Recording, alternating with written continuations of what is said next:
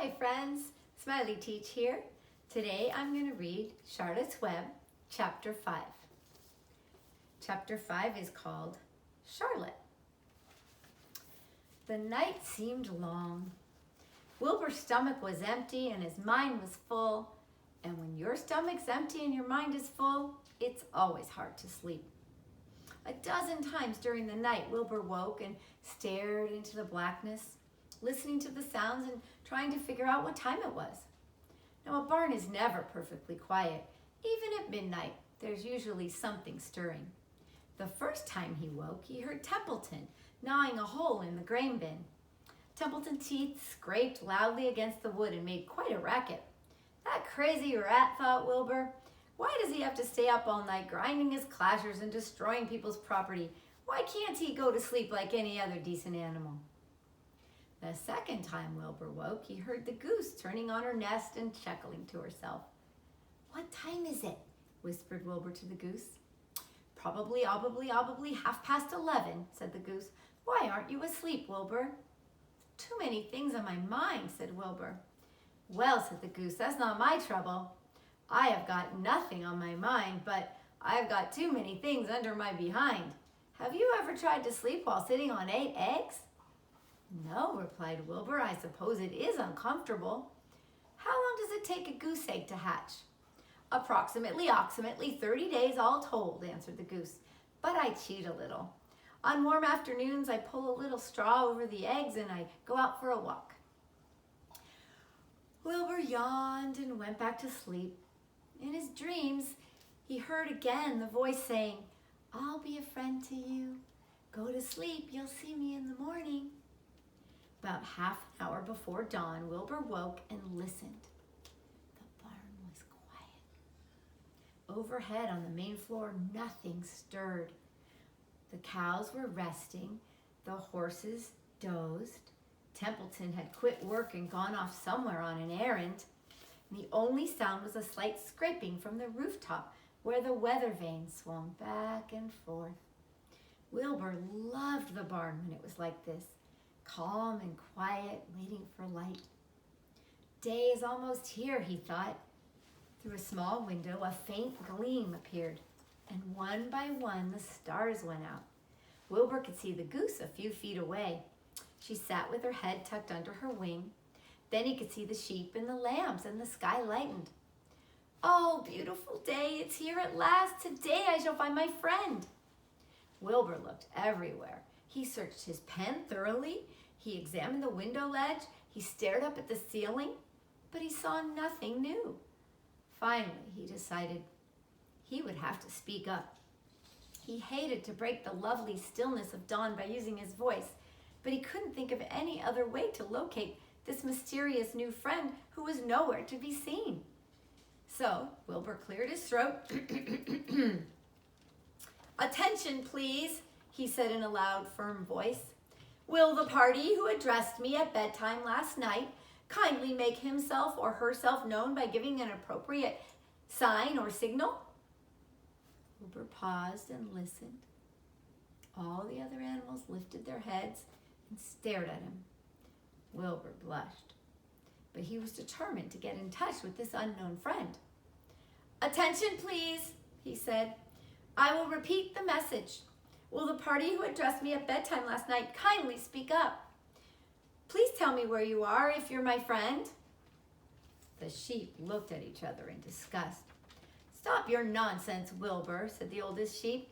"If you do have a new friend here, you're probably disturbing his rest. And the quickest way to spoil a friendship is to wake somebody up in the morning before he's ready. How can you be sure your new friend is an early riser?" "Oh, I beg everyone's pardon," said Wilbur. I didn't mean to be objectionable." He lay down meekly in the manure, facing the door. He didn't know it, but his friend was very near. And the old sheep was right. His friend was fast asleep. Soon Lurvy appeared with slops for breakfast. Wilbur rushed out, ate everything in a hurry, and licked the trough. The sheep moved off down the lane, and the gander waddled along behind, pulling grass. And then, just as Wilbur was settling down for his morning nap, he heard a thin voice that had addressed him the night before.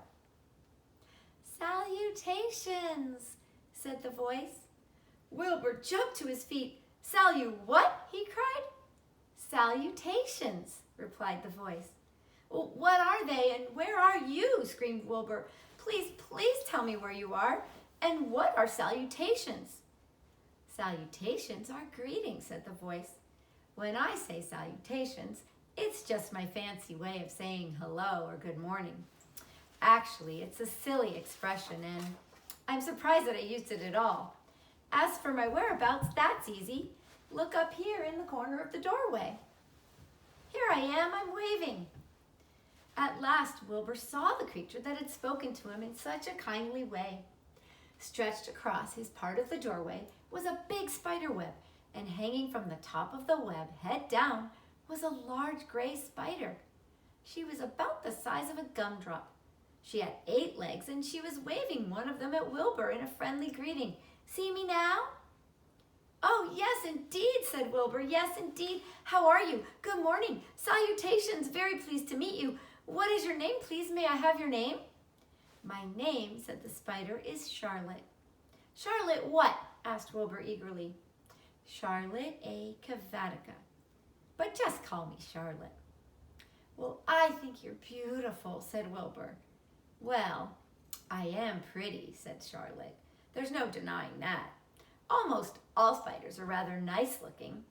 I'm not flashy as some, but I'll do. I wish I could see you, Wilbur, as clearly as you can see me." "Why can't you?" asked the pig. "I'm right here." "Yes, but I'm nearsighted," replied Charlotte. "I've always been dreadfully nearsighted. It's good in some ways and not so good in others. Watch me wrap up this fly." A fly that had been crawling along Wilbur's trough had flown up and blundered into the lower part of Charlotte's web, and it was tangled in its sticky threads.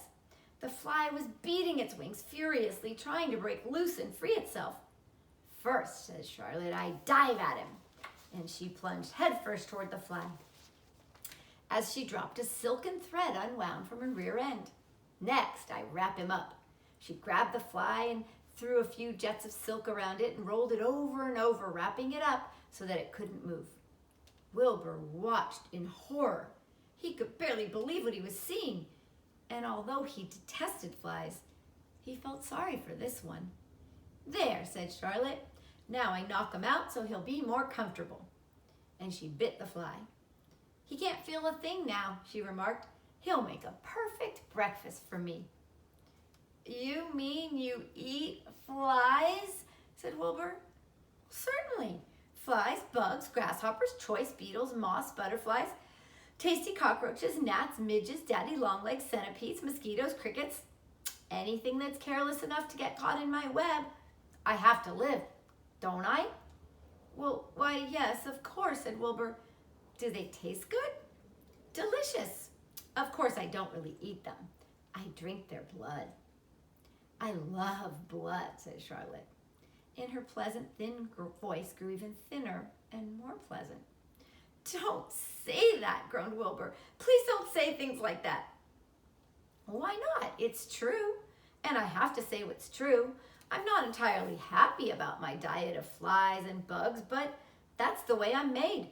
A spider has to pick up a living somehow or another, and I happen to be a trapper. I just naturally build a web and trap flies and other insects.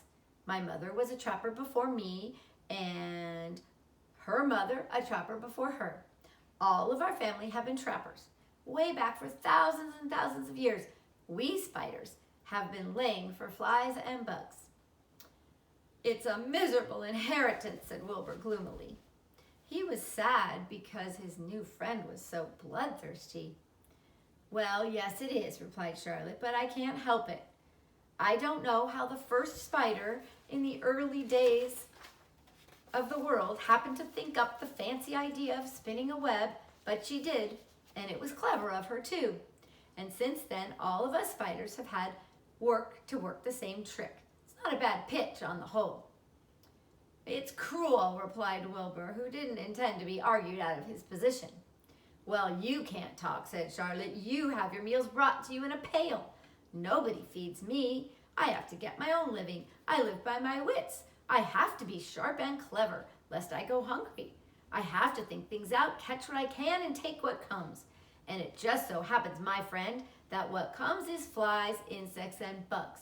And furthermore, said Charlotte, shaking one of her legs at him, do you realize that if I didn't catch bugs and eat them, bugs would increase and multiply and get so numerous they would destroy the earth and wipe out everything? Really? Said Wilbur. Well, I wouldn't want that to happen. Perhaps your web is a good thing after all. And now the goose had been listening to this conversation and chuckling to herself. There are a lot of things Wilbur doesn't know about life, she thought. He really is a very innocent pig. He doesn't even know what's going to happen to him around Christmas time. He has no idea that Mr. Zuckerman and Lurvy are plotting to kill him. And the goose raised herself a bit and poked her eggs a little further under her so that they would receive the full heat from her warm body and her soft feathers. Charlotte stood quietly over the fly, preparing to eat it. Wilbur lay down and closed his eyes. He was tired from his wakeful morning and from the excitement of meeting someone for the first time. A breeze brought him the smell of clover, the sweet-smelling world beyond the fence. Well, he thought, I've got a new friend all right, but what a gamble friendship is. Charlotte is fierce, brutal, scheming, and bloodthirsty. Everything I don't like. How can I learn to like her, even though she is pretty and, of course, clever? Wilbur was merely suffering the doubts and fears that often go along with finding a new friend. In good time, he was to discover that he was mistaken about Charlotte. Underneath her rather bold and cruel exterior, she had a kind heart. She was to prove loyal and true to the very end. The end.